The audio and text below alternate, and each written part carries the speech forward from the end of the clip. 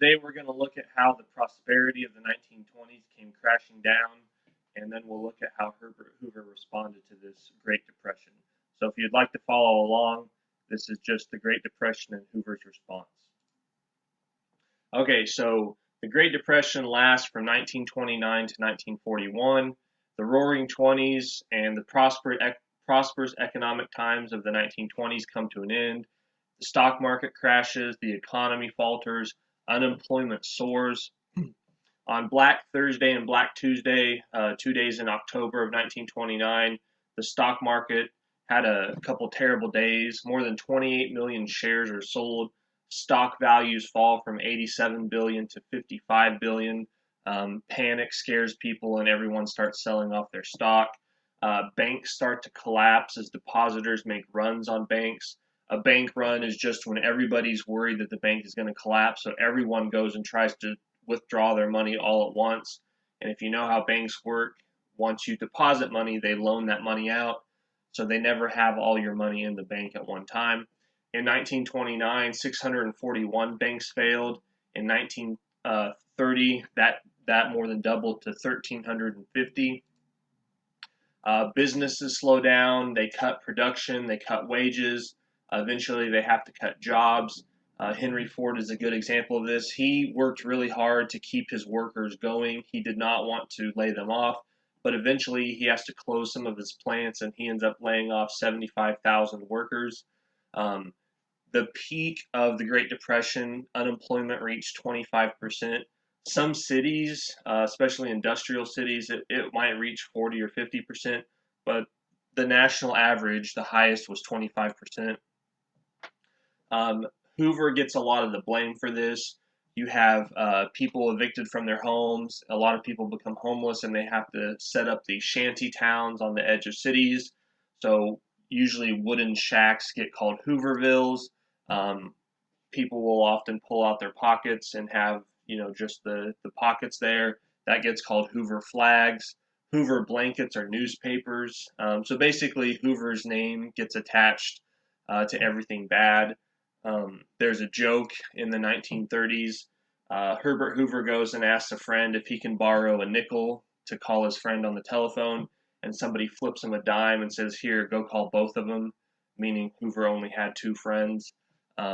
So things are pretty bad in America. There's soup lines, there's soup kitchens, there's unemployment lines. People are moving all over the nation looking for work. While this is happening, you have an ecological disaster and an environmental disaster at the same time called the Dust Bowl.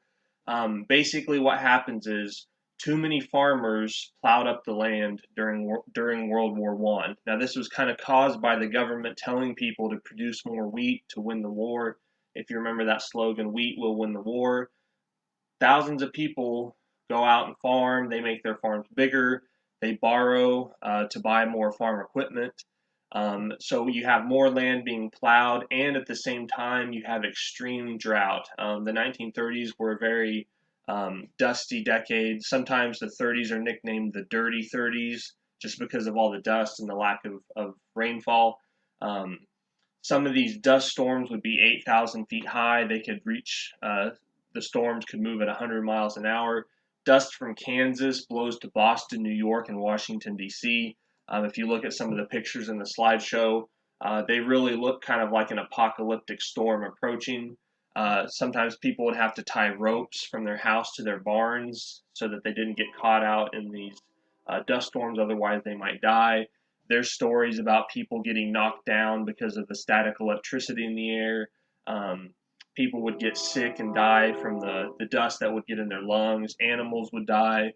It's really a bad time. Uh, Hundreds of thousands of people left the Midwest. They kind of get the nickname Okies. They migrated usually west to California or the Pacific Coast because of the Dust Bowl. If you've ever read John Steinbeck's The Grapes of Wrath, this tells a story of one of these families that leaves Oklahoma to go to the West Coast. Maybe around 800,000 people left the Midwest because of the dust storm. They usually just packed up everything they had, put it on their car, and just drove. So the Great Depression hits America, and I should say For the first year or two, nobody knows that it's going to become the Great Depression. Right now, they just kind of see it as a typical depression. You know, there have been depressions throughout America's history, early 1840s, the 1870s, the 1890s, after World War I, that 1920s, early 1920s. So a lot of people thought this is just normal. We'll get out of it soon.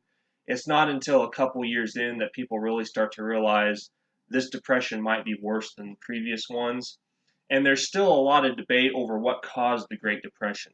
And I should just say, nobody knows for sure. You know, nobody has definitively, no scholar, no historian has definitively proven this factor caused the Great Depression. Now, there's lots of reasons or explanations that are given. Some of the standard textbook reasons are the economy was weak, agriculture, railroads, the coal industry, these were all weak sectors. The stock market crash, speculation, buying stock on credit. Credit purchasing, the 1920s are a big decade of buying things on credit. Um, the drying up of credit, spending, production, those things all dry up towards the end of the 1920s. Bank runs, maybe that didn't cause the depression, but it made it worse. Unequal distribution of wealth. This is a big one that a lot of modern historians are tend to believe. Although there's kind of a new set of historians I'll talk about in a minute who are starting to say, wait a minute, not so fast. The Hawley-Smoot tariff, the Republican policies of 1920s. A lot of standard history textbooks blame that. Um, these views tend to represent kind of the liberal historians' view of the Great Depression. So, you know, after FDR and the New Deal and World War II, a lot of historians kind of in American academia were liberal. So these are usually their explanations, and they usually tend to blame the Republicans and Hoover for the Great Depression. Um, I'll give you a list of kind of conservative and liberal historians. That way you can kind of look at some of these on your own and kind of judge for yourself. I've read both sides of these, so I think it's important if you really want to understand the Great Depression, you should read everyone's opinion. Milton Friedman, he's a economist. Sorry, he's an economist. He has a lot of writings on what caused the Great Depression. Um, so he blames the Fed, their monetary policy. He says there's a contraction in the money supply, unit banking laws. It was illegal to open multiple branches of banks, so there was no diversification. And the 1927 McFadden Act stopped banks from diversifying. World War I, the Hawley-Smoot tariff, the Fed policy. These are all kind of the conservative view for what caused the Great Depression. On the other side, the liberal view, FDR and his New Dealers, the people that worked with him, they thought the speculators, the bankers, the rich people were to blame. Hoover, who kind of falls on the liberal side, he actually believed in something called the purchasing power theory. He basically believed that wealth wasn't shared enough. So all that richness of the 1920s, people getting rich, not enough people were getting rich, and basically the money didn't get spread around enough. And if you kind of think about it, his idea was, you know, if you have 100 families, they have the money, they'll buy 100 radios. If you have one family that's super rich, they're still probably only going to buy one radio. So that idea of purchasing power not being evenly distributed, you know, if all the money goes to the rich, there are certain things they won't buy much of because you only need one thing. You only need one radio. But if that money is spread evenly, then you get 100 radios, and that creates jobs. So that's kind of the theory. Not everyone agrees with it, but that's what it is. John Maynard Keynes, he basically said the lack of government intervention and regulation caused the Depression. So these are kind of conservative and liberal views. I'm going to have you read from a book called New Deal or Raw Deal. Basically, the historical work for maybe 50 years, you know, the 1940s up until kind of the 1980s and 90s. Most historians have taken a liberal perspective, but in the last couple decades, more conservative historians have been popping up. So the conservative interpretation is kind of the new interpretation. It's kind of weird. History fluctuates. You have the original explanation for an event, and then a new generation of historians comes up along and kind of rewrites the history, and that kind of goes on and on and on. Burton Folsom, the author of this book, he blames World War One, the Smoot-Hawley tariff, or the Hawley-Smoot tariff, and the Federal Reserve. I'm not going to go over those on the slides because I'll have you read that. Arthur Schlesinger Jr., he was a prominent historian. He wrote a really famous book about JFK. He said management's disposition to maintain prices meant that workers and farmers were denied the benefits of increases in their own productivity. The consequence was the relative decline of mass purchasing power. That's kind of that underconsumption theory. Basically, workers don't have enough purchasing power during the 1920s to buy all the things industrial America is producing. So you did have a lot of industrial growth in the 1920s, and that's good, but that growth, that profit, was not shared equally with the lower classes. William Leuchtenberg, who is a really famous FDR historian, he said, insofar as one accepts the theory that underconsumption explains the Depression, and I do, then one can say that the presidents of the 1920s are to blame. Now, Hoover blamed World War I for the Depression. Basically, World War I wrecked the economies of Europe, and then the reparations that were demanded of Germany, that also messed up all the economies. So basically, Hoover thought World War I just screwed everything up. He said, just as we had begun to entertain well-founded hopes that we were on our way out of the Depression, our latent fears of Europe were realized in a gigantic explosion which shook the foundation of the world's economic, political, and social structure.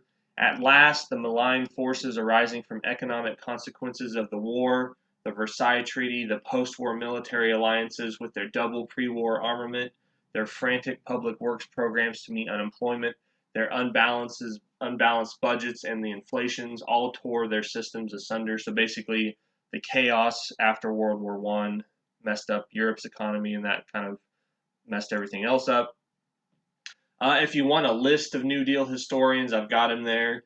Kind of historians who see the New Deal as a bad thing: Burton Folsom, Jim Powell, Amity Shlaes, John T. Flynn. Kind of pro-New Deal historians: James McGregor Burns, Arthur Schlesinger, Frank Friedel, William Leuchtenberg, and Kenneth Davis. I would recommend one book. Actually, I'd recommend any book by those authors. So, read them all if you really want to understand or come to your own conclusion what caused the Great Depression and whether or not FDR fixed it later on. But I would start out with a book called Freedom from Fear. It's by David M. Kennedy. He's a pretty good historian. And the book covers the Great Depression, the New Deal, and World War II. So it's a great book understanding the American nation from basically 1929 to 1945. So I would start with that. He is a liberal historian, but he also kind of maybe is not as orthodox as some of the earlier generations of liberal historians. I think he kind of comes down on the liberal side, but he also gives Hoover credit where credit is due. He kind of blames FDR for something. So a liberal view, but maybe more balanced than previous liberal historians. And the conservative historians are pretty balanced too, because they have a lot of liberal historical work to go off of. So they also criticize FDR, but give him credit where credit is due. Okay, so how did Hoover respond to the Great Depression? Typically, the liberal view that kind of was written about Hoover is he's a do-nothing president. He was a laissez-faire Republican, leave the economy alone, don't intervene, and that's how he was labeled. But that actually isn't true, and like David Kennedy, the liberal historian, he agrees that that's not true, and all the conservative historians argue the same thing. Hoover took a number of steps to alleviate the Great Depression, and sometimes he's referred to as the first New Dealer. He initiated a conference of industrial leaders. He brought all of the big industrialists to Washington, and he said, look, the economy's contracting. I want you to cut your profits before you cut your workers' wages. So don't cut your workers' hours, wages, jobs. Cut your own profits first. This was a big deal to Hoover. He believed in cooperation and volunteerism. He doesn't want to force the government to do things. He just wants them to kind of cooperate. So he urged leaders to maintain high wages. Um, he accepts the underconsumption, kind of high wages thesis that I talked about earlier. Henry Ford kind of popularized this idea in a book, and Hoover kind of latches onto it. Hoover increased farm subsidies. Remember, farmers are really hurting. They'd been hurting the whole 1920s. He creates the Federal Farm Board in 1930, increases farm subsidies by 100 million, passes the Smoot-Hawley tariff to protect American industry. It raised import duties about 59% on more than 25,000 farm commodities. Other countries react, and a tariff war ensues, and it basically makes Americans it makes it more difficult for Americans to sell their products overseas, and it makes it more difficult to foreigners to sell their products in America. Spain retaliated, for example, by passing a 150% tariff on American cars. Italy passed a 500% tariff on American radios. France restricts American imports on 3,000 different products. So basically, it's harder for America to sell stuff overseas. He starts the President's Emergency Relief Organization. It helped coordinate local and private relief. Hoover did not believe in giving money directly to people. He thought the government should never directly give money to people, but he does have a lot of organizations that try to do this.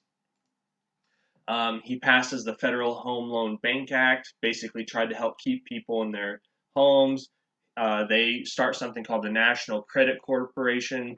It raises $500 million to loan to weak banks to kind of keep them afloat. The Reconstruction Finance Corporation, that's one of the biggest projects Hoover undertakes. It lends taxpayer money to banks and businesses like railroads. Over $1 billion gets loaned um, to these railroads, banks, and businesses.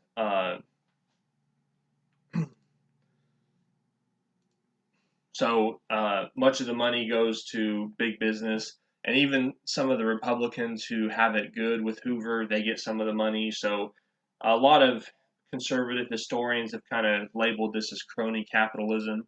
The government hands out loans, but people who have connections with the government end up getting the money. He passed the Emergency Relief and Construction Act. Basically, that was an attempt at federal unemployment relief. Um, so he gives money to states so that they can create jobs on construction projects. Hoover raises taxes in the Revenue Act of 1932. This is one of the largest tax increases in history. Income taxes go up, corporate taxes go up. The historian David Baito says, as a percentage of the national income, taxes nearly doubled from 11.6% in 1929 to 21.1% in 1932.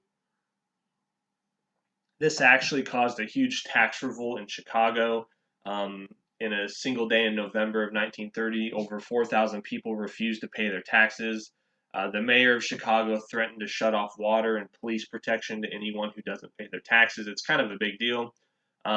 Hoover also investigates Wall Street. He denounces speculators. So Hoover actually is pretty hard on the wealthy. He kind of criticizes them for being greedy. That's how he sees it. So in a lot of ways, Hoover kind of seems more like liberal FDR kind of New Dealer than he does kind of a Coolidge kind of laissez-faire Republican. Rexford Tugwell, he was an important advisor to FDR during the New Deal. He's one of the Brains Trust. We'll talk about him later. He said this. He said, when it was all over, I once made a list of New Deal ventures begun during Hoover's years as Secretary of Commerce and then as President. The New Deal owed much to what he had begun. So basically, people within the New Deal, they realized that Herbert Hoover was not a do-nothing president. They actually saw him as getting a lot done as far as starting kind of this New Deal program for America. It wouldn't be called the New Deal until FDR came into power, but Hoover's not a do-nothing president. So Hoover basically is having a rough couple of years, and then things get really bad in 1932. This is an election year. Something called the Bonus Army comes to Washington. So you're in the middle of the Depression. There's lots of World War I veterans that had been promised a pension that was going to be paid to them in 1945. So because they served in World War I, they're supposed to get money kind of when they get older. They march on Washington and they want that money now because they're out of work. I would like you to watch the YouTube video. It kind of shows real footage. What ends up happening is they camp out in Washington, basically demanding that they get their bonus now instead of, over a decade later. What ends up happening is the Senate, Congress votes down their pension now. So they're denied what they want. And Hoover basically asked them to leave. He asked Douglas MacArthur to remove them, not run them out of Washington, D.C., just get them off the Capitol. And MacArthur kind of goes crazy. MacArthur brings in tanks, he brings in the cavalry, he brings in soldiers with bayonets. And basically, you have the military forcing out these World War I veterans. MacArthur exceeded his orders. He went way overboard as compared to what Hoover wanted. They burned the bonus army's kind of makeshift tents and houses in Washington. You can kind of see some of the pictures. So right on the eve of the election of 1932, the Great Depression is going on, and the bonus army has just been basically forced out. Now, these are veterans who have served America during World War I, and they're not being treated very well. Basically, this doesn't look good for Hoover. But Hoover said, as he's running for re-election in 1932, he said, "I have launched the most gigantic program of economic defense and counterattack ever evolved in the history of the Republic." And that's basically true. He had done more than any other president previously to try to fix the Great Depression, and we'll see next time that it's not going to be enough to get him reelected.